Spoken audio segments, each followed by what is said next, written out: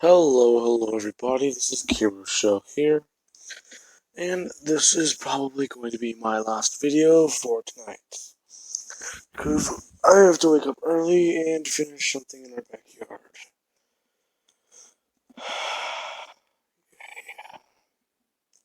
That's going to be fun. It's going to be really fun. Now, when we last left off, Deku and Bakugo are the last two remaining in the sports festival. So, it is going to be Deku versus Bakugo in the finals. This match is one people are really looking forward to. Because Todoroki's thinking that since he basically lost, or if not, he almost lost against Ibarra, but he lost against Bakugo, then that means Deku and Bakugo must be at the same level, right? As Bakugo would essentially tell Deku that they are ready, and he doesn't intend to hold back. In fact, he intends on using all of his abilities, as he immediately powers up full Callan to 100%. Deku sees this, and he actually puts up his hands, actually cracking his knuckles and his bones. And Bakugo immediately smirks at this. Oh, hang on. Now, Bakugo immediately, as soon as they hear go, Bakugo and Deku immediately rush toward each other. As soon as their fists collide, this is whenever the entire arena just feels everything just move backwards about an inch. And Bakugo and Deku immediately just begin throwing punches as much as they can at each other. Deku is actually holding his own, if not, he's actually somewhat overpowering Bakugo. But Bakugo would pull out something Deku doesn't know he has. He would actually have the gloves still on, and as soon as he goes to fire one, he actually coats his arm in a black substance. And as soon as he does this, he actually makes it flow through the glove, actually getting it to somewhat work like wires, and he actually gets them to slice at Midoriya, somewhat turning it to a glove. And he's actually still able to fire off the AP shots. Whenever Deku was close enough, he would have been able to slash at Deku's chest and actually fire the AP shot with his other hand, actually causing Deku to get off guard a bit. He's asking Bakugo what that is. Bakugo would just say it's something new he found, you like it, as he immediately rushes back in. Deku's thinking that that's pretty cool, but he doesn't need to worry about that. As he says, oh, you think that's something? As he would immediately create a ginormous pair of wings on his back, actually making it to where he puts them in between him and Bakugo, and he actually rolls around Bakugo behind him, kicking him in the side, breaking a few ribs. Bakugo would say that that's cheaty, and Deku would just say that, well, he was showing off, so I thought I might as well. As these two immediately begin rushing at each other once again. Bakugo said that he's found this a little while back, and he was actually somewhat trying to hide it. But he might as well show it off now. This little thing, he calls it Black Whip. He told All Might about it once they returned, and he basically said it was probably a previous successor's quirk. Now, Deku's actually somewhat caught off guard by that, saying previous successor. So that means, as Deku immediately just jumps backwards, pushing Bakugo off of him, he immediately just grabs a piece of the arena and actually lunges forward with it. As soon as he does, he actually pulls it upwards and actually kicks it into Bakugo.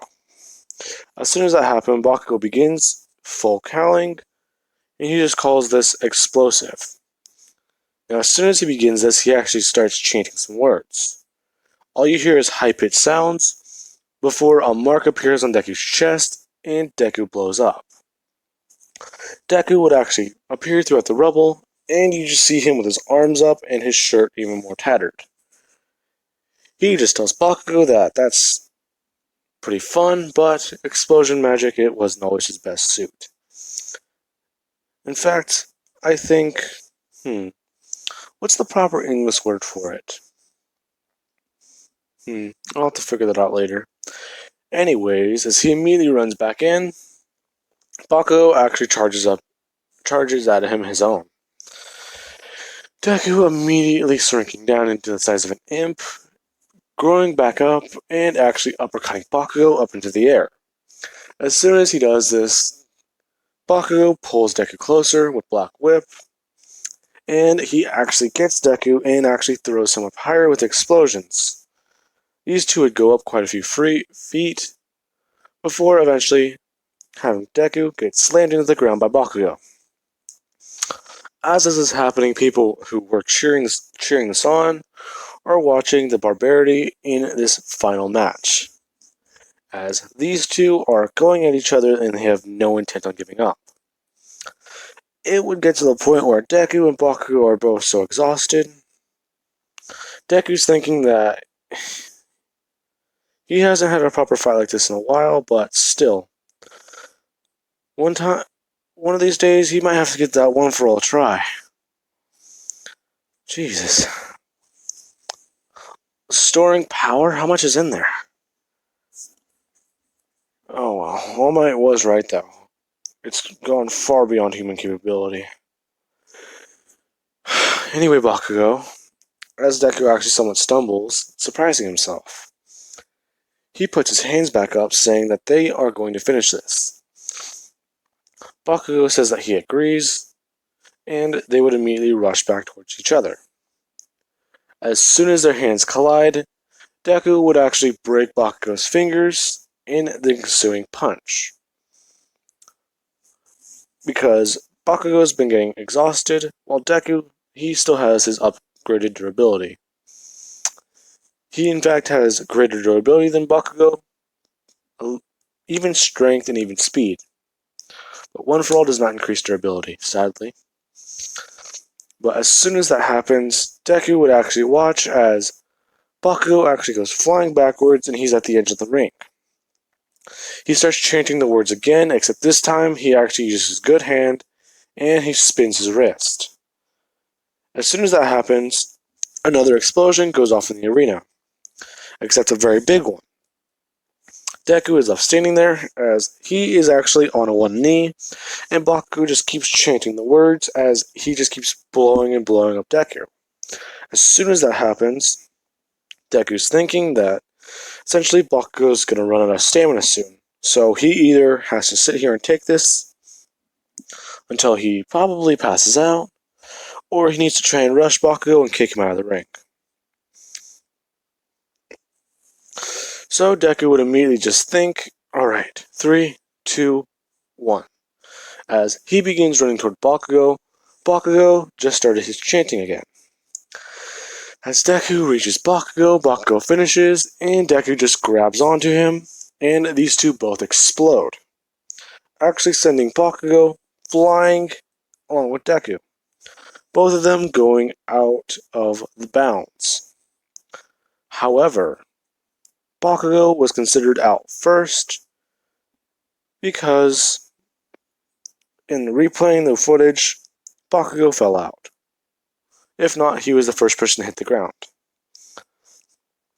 As Deku and Bakugo would be told, whoever can make it back to the ring first, since it was so close, will actually be considered the winner. Deku is actually somewhat able to stand back up, and so is Bakugo. Bakugo immediately just saying that he's not going to give up. As he tries to put weight down on his right leg, he immediately breaks it and actually falls over screaming.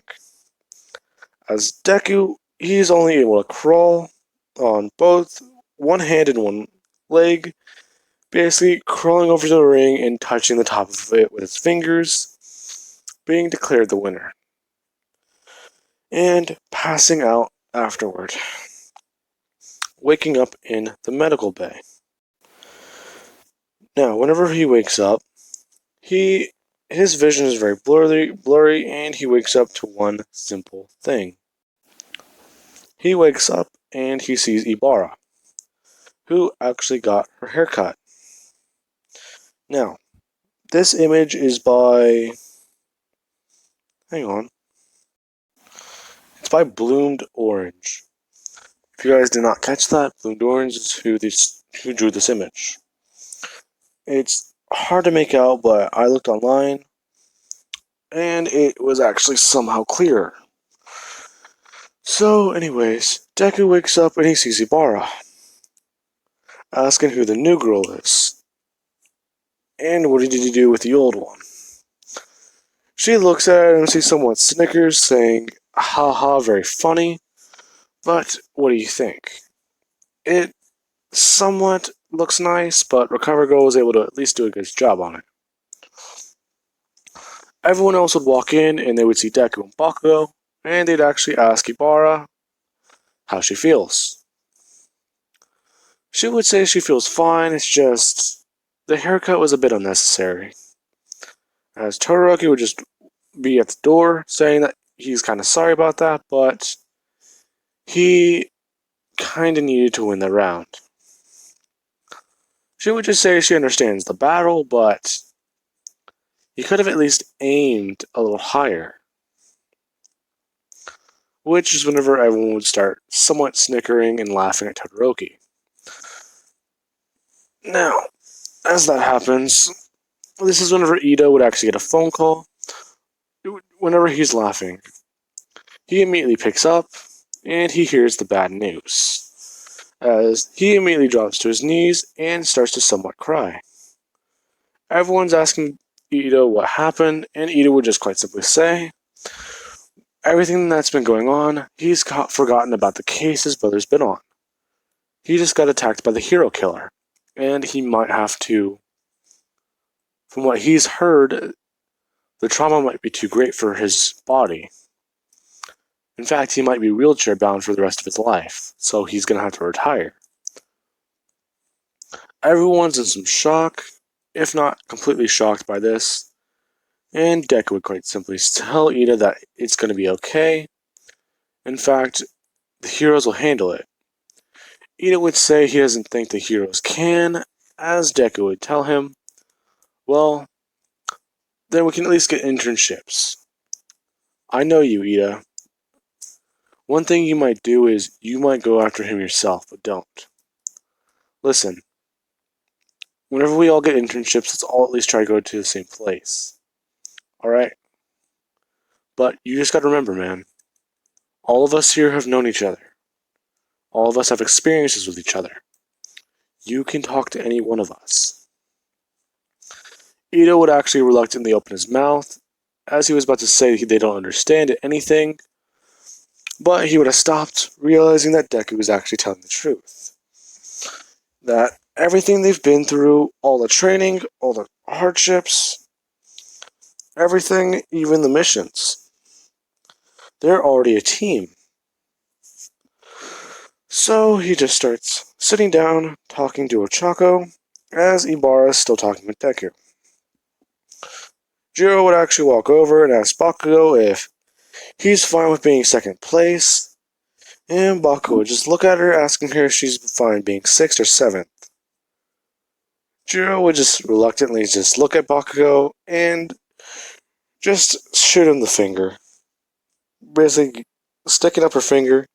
Bakugo would try doing so, but you can't really do that with cast on. Now, this is whenever Deku would actually hear about the internships and all the ones he's gotten. He actually sees that he has Sir Night Eye's agency, Endeavor's agency, and quite a few bit of people. In fact, every single person who performed these little feats actually got an internship.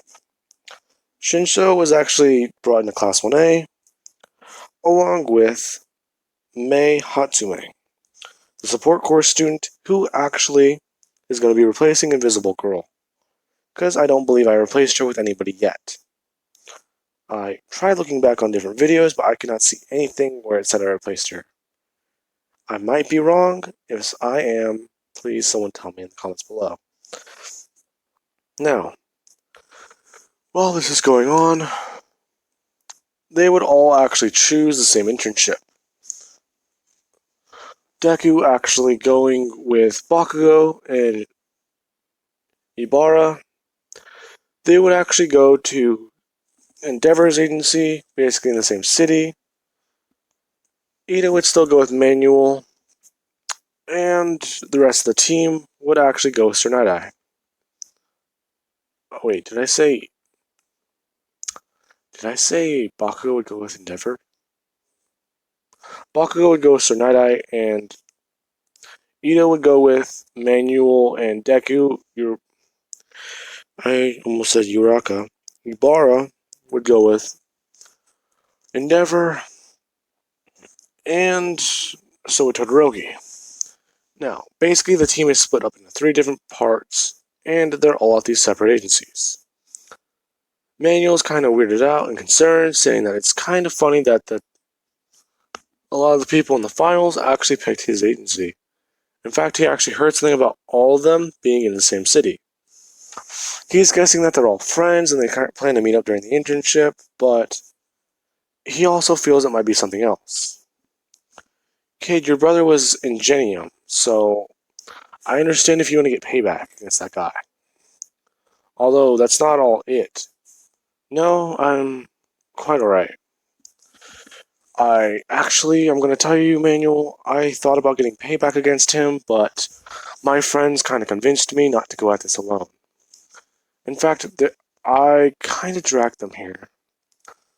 Oh, come on, Ida. We've known each other for a while. You didn't drag us here, we dragged you here. As May would actually slap him on the back, telling him that out of everything all of them have been through, they kinda can't be alone anymore. It breaks up the aesthetic.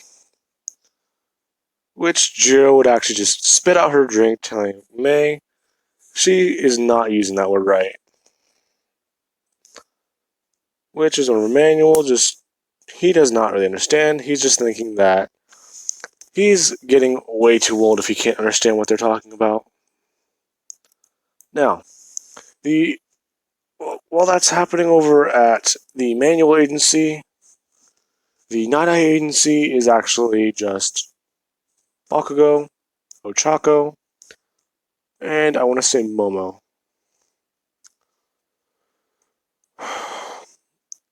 Night-Eye would actually be impressed with the fact that Bakugo can use 100% of One For All, actually asking him more about that, along with asking Momo and Uraka more about their respective quirks. He would get information that basically the thing Momo does with her quirk, where she morphs her weapons, isn't actually part of her quirk. It's part of something Deku taught her, along with what essentially all of them were doing.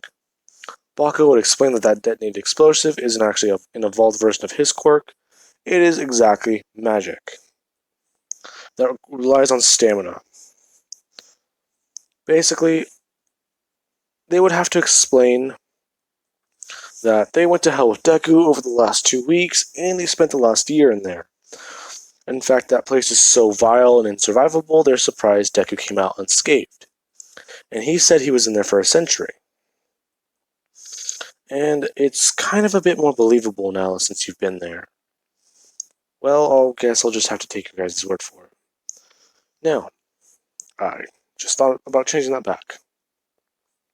While this is going on, over at Endeavor's agency, Endeavor's berating and insulting Ibara for essentially losing to Todoroki and essentially damaging part of her quirk, which is her hair.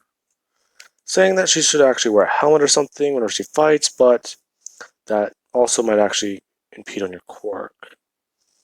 Deku would essentially just introduce Endeavor to the gauntlets he made, telling him to shut up. As he would introduce these to her, giving them to her, as she would actually be excited, saying she thought she left these back at the base, which would confuse Endeavor and Todoroki, as he would also hand over a helmet he was trying to make. It didn't fit with her long hair, but now it should actually fit a bit more comfortably. Which she would put it on and she finds that it actually does work, as she actually starts creating vines on the outside of it, essentially covering her helmet with them. She's now able to actually stand still and just use the vines on her head to directly attack without moving any part of her body. She finds this to be very weird and actually very cool, as she now actually has another piece of armor. Endeavor's kind of confused, asking how that's even possible, and Deku would have to explain to Endeavor the entire process, which Endeavor still does not believe. Deku would essentially literally probably have to drag Endeavor there just to see it, but he would have asked May to actually send over a lot of videos. If not, the entire audio file whenever they got a chance to meet up for free time. The entire group would meet up and they'd all exchange all this stuff, and Deku would actually have to show Endeavor a lot of this information, which Endeavor's somewhat concerned about now. I realized I did not do the award ceremony, but I think that I don't really need to do it. I forgot because I'm very tired. Now, the Stain attack. Whenever the Stain attack happens, Jiro, May, and Ida would immediately hear a scream as he tells May and Jiro that they need to essentially call the heroes, if not try and call the rest of the team. Manuel would say that, what does he mean by team? And they would just say that they kind of... Yeah, it's harder to explain, as Deku would immediately get a ring on his phone. Ibara and Todoroki would be confused, as Deku immediately starts running in that direction, actually taking flight. Ibara would ask Deku to wait up, as she wraps Todoroki in the vine and actually grabs Deku. She basically extends the vine out to Deku, and he grabs it, and he starts flying that direction. Endeavor is actually about to take off running after them, as he gets someone in his way. Now, the hero killer would essentially be telling this hero that they are essentially done for, as he's about to kill Native, and Ida immediately comes running in and actually punches the hero killer really hard in the face, sending him flying as he lost his sword. Ida actually tells the hero killer that he is here to stop him, and that other heroes are on their way. The hero killer wouldn't believe Deku, or he wouldn't believe Ida. I said Deku by accident. And Ida would immediately just say, well, not just another hero, my entire team. Kid, you look like you're a 20-year-old man. Who are you? I'm the younger brother of Ingenium, and I'm here to stop you. Oh. So this is personal, isn't it? No, not really. My friends kind of helped me through that. It was, but that's pretty stupid. That's not what a hero embodies. Oh. So you're not a false hero. Well, I guess you could say I am, but I'm not. What? As Deku immediately flies in and actually punches Bakugo really hard. Stain really hard in the face, sending him flying as Stain would see Deku. Deku basically has the arm guards right here along with the entire armor, except he does not have the entire chest piece covering the abs, the shoulders. He doesn't have the helmet, he just has the visor, and he actually has the boots leading up to the legs. But he still has this torso and this helmet. He tells the hero killer that he basically needs to essentially stand down, because now he's here. Hero killer just asks who is he, and he would say that, well, let's be it to say I've got a nickname down in hell. If you ever go there, just remember the name Doomslayer. Oh, you're that kid. So what's so special about you anyway? Well, anything I kill, I get its power. Oh, really? So you're a villain? No. I just kill things in hell. Oh. Well, this is awkward. As Sting would immediately take out his knife, actually throwing it, trying to slash into Deku's face. The knife would immediately just break on Deku's skin as Stain runs in, trying to lick the blood, but he immediately sees there's no blood as he pushes off of Deku, trying to actually find out what's going on. This confused him, as Ibara and Todoroki essentially start making walls and domes to try and trap the hero killer. Ida's actually bouncing off the walls, essentially reciprocal bursting in short motions, but he's been working on his afterburn, so his cooldown is actually very dulled down. He's doing that as Jiro is actually somewhat able to make his head spin, and I realized I did not bring Kaminari into the story.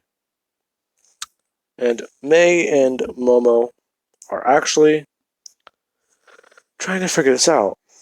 Momo just immediately does that thing where her weapons get all stretchy and weird, basically cartoon physics, and she actually asked Mei if she can put this on the end of her spear.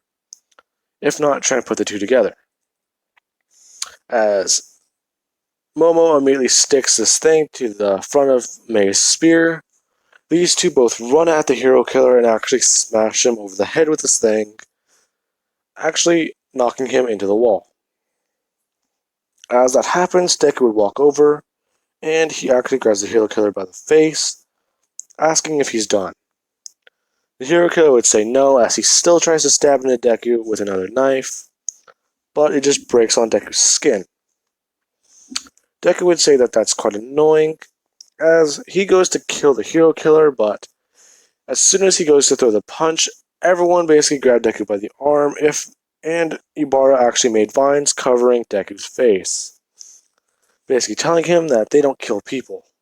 Remember? Oh, sorry. As Deku would say that, the entire heroes would arrive, and they would just see Deku holding the hero killer by the face, throwing him to Endeavor's feet, saying that this is your guy. And they'll be done here.